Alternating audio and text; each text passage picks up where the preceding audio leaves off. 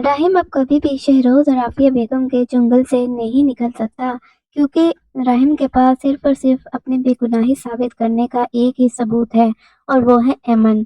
लेकिन अब आफिया बेगम ने एमन को हॉस्पिटल जाकर इतना डरा दिया है कि वो बहुत ज्यादा डर गई है, और अब वो भी सारे का सारा इल्जाम जो है राहिम पर लगा देगी।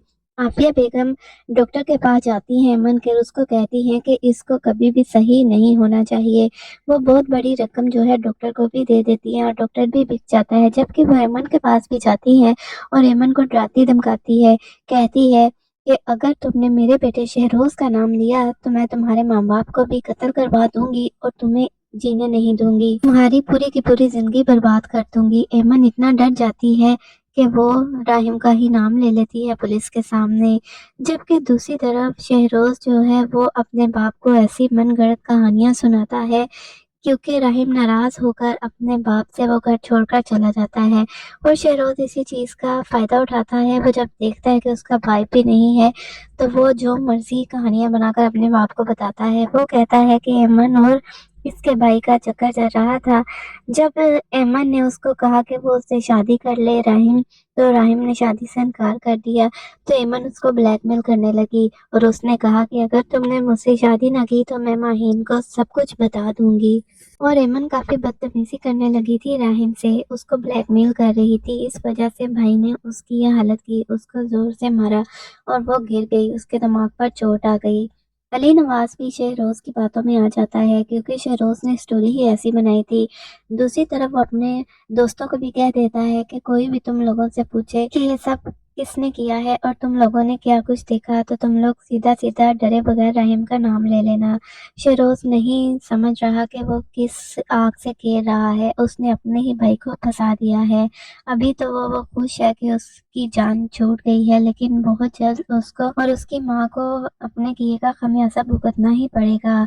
राहिम ने हमेशा अपनी माँ को अपनी माँ ही समझा, हालांकि वो उसकी सौतेली माँ थी, लेकिन फिर भी उसने बहुत ज्यादा मोहब्बत की अपने भाई और अपनी माँ से। लेकिन उसकी माँ आफिया ने हमेशा उसे सौतेला बेटा ही समझा। लेकिन फिर भी राहिम उनकी बहुत ज्यादा इज्जत करता रहा। लेकिन अब की बार तो इन लोगों ने हद ही खत्म कर दी है। इतने नीचे ये गिर चुके हैं कि राहिम की पूरी जिंदगी ही बर्बाद कर दी। राहिम बिल्कुल अकेला होकर रह गया है, कोई भी उस पर यकीन नहीं कर रहा। यहाँ तक कि माहीन को भी उस पर यकीन नहीं है, और ये सिर्फ और सिर्फ शहरोज और आफिया बेगम की वजह से ही सब कुछ हो रहा है। रहीम को सबसे ज्यादा दुख ये है कि उसके बाप ने भी उस पर यकीन नहीं किया। वो चीख चीख कर चिल्लाता रहा, सबको बताता रहा कि उसका कोई भी कसूर नहीं है, लेकिन कोई भी उसकी बात पर यकीन नहीं कर रहा। आफिया बेगम जब हॉस्पिटल गई थी, तब एमन का बाप भी आफिया बेगम को काफी बुरा भला कह रहा था, और कह रहा था कि आपके बेटे ने मेरी बेटी की जिंदगी बर्बाद कर दी है। वो भी राहिम पर ही शक कर रहे हैं, हालांकि राहिम ने ऐसा कुछ भी नहीं किया। ये बात सिर्फ आफिया बेगम, शहरोज और एमन ही जानते हैं। लेकिन एमन को आफिया ने इतना डरा दिया है कि वो सारा इल्जाम अब राहिम पर ही डाल देगी, और राहिम को भी पता चल जाएगा कि एमन काफी डरी हुई है, इसको इसकी माँ ने ही डराया है। इस वजह से उसने सारा इल्जाम मुझ पर डाल दिया है, इसलिए वो खामोशी से सब कुछ बर्दाश्त कर लेगा। राहिम ये तो जानता था कि आफिया बेगम हमेशा शहरोज से ही मोहब्बत करती हैं ज्यादा, लेकिन वो ये नहीं जानता था कि उसका बाप जो है उस पर यकीन नहीं करेगा। उसको सबसे ज्यादा दुख इसी बात का है कि उसके बाप ने भी उस पर यकीन नहीं किया, और वो शहरोज और आफिया बेगम की बातों में आ गया। और ऐसी शहरोज ने कहानी बनाई है कि किसी को भी इस बात पर यकीन आ जाता।